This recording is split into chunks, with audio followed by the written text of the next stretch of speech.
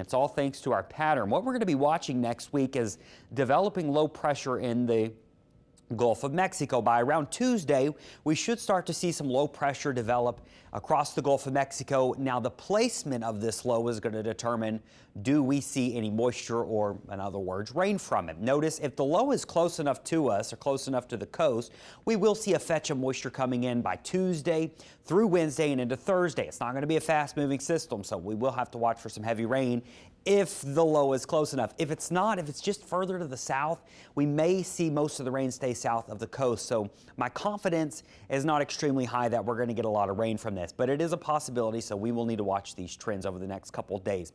Reason for all this is probably going to be somewhat of a hybrid system, meaning not fully tropical in nature, and it may not really be tropical at all, but an upper level low cuts off. This is going to create the stormy weather over the Gulf, and then that's how you get that low pressure developing at the surface.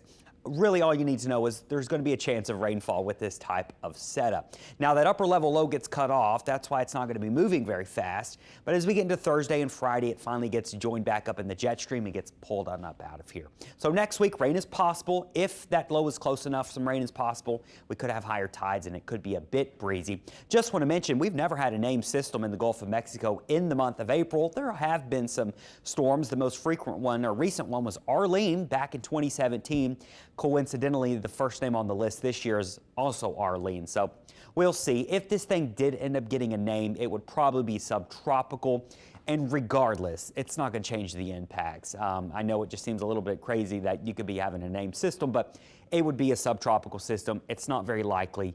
And once again, it really doesn't change the impacts. It's still just a low pressure spinning out there.